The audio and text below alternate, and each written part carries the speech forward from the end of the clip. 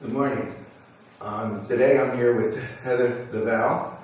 She's been here for around 16 years in SCI Muncie, and we nominated her as Inmate of the Year because all the things that she's done here and helped other people and other inmates.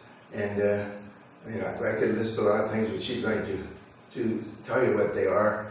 But she's a very good inmate, has a real good record here at the prison, and we hope the other inmates will look at her and try to do what she does. So thank you. Good morning, Lavelle. Thank you. Okay. First, I want to give glory to God. Without Him, I wouldn't be here.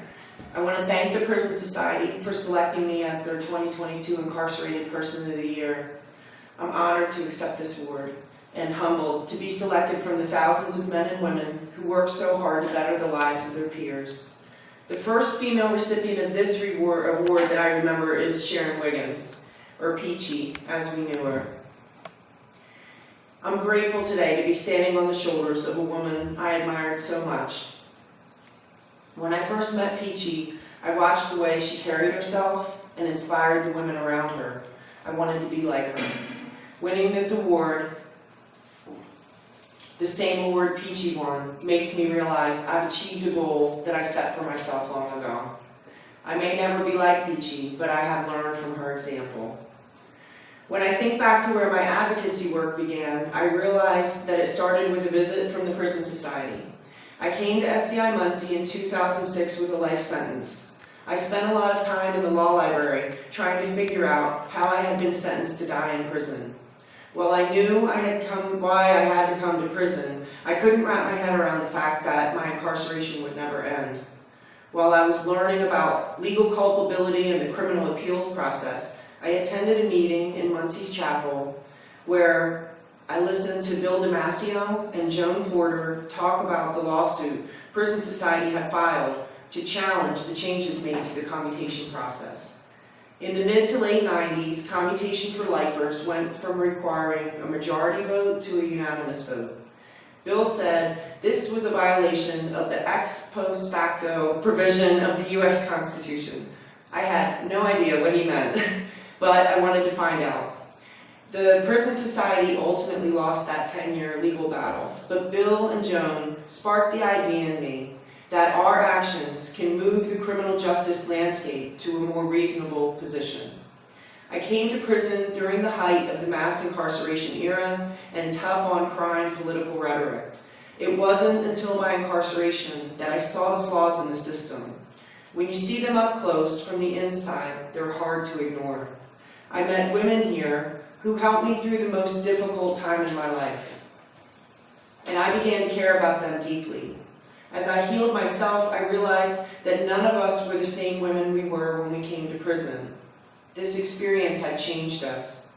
The desire to see my friends go home and spend their remaining years with their loved ones, and the hope that maybe I wouldn't have to die in prison, motivated me to speak and write about who we are and to work toward making sentencing reform a reality in Pennsylvania. My advocacy tells our stories in the hopes that our humanity touches the hearts of people who want to see past the stereotypes that shroud our existence. We are just ordinary women, many of whom have done the hard work to earn a second chance. Throughout this journey that started with Bill and Joan, I've been blessed to grow close to so many Prison Society volunteers and official visitors who've enhanced my life in so many ways. I can't name them all, but I'd like to recognize David Young and Joe Manzi, who became good friends.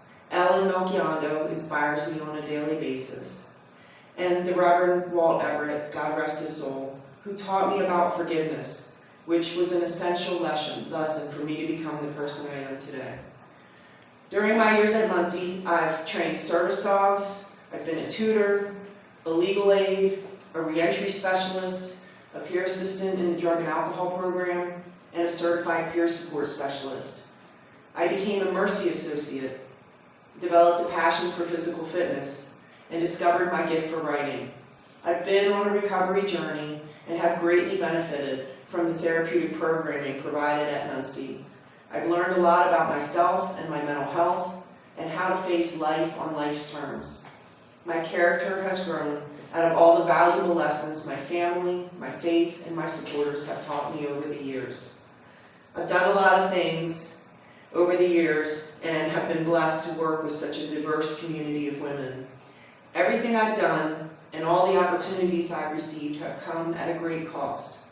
I don't want to minimize the suffering of the victims of my actions that brought me to prison. My work is always grounded in the knowledge of what I've done and the hope that I can always do better, not in spite of, but because of the depths through which I sank. Thank you, Mr. Hargreaves, Jean, and to everyone at the Prison Society who chose to honor me in this way.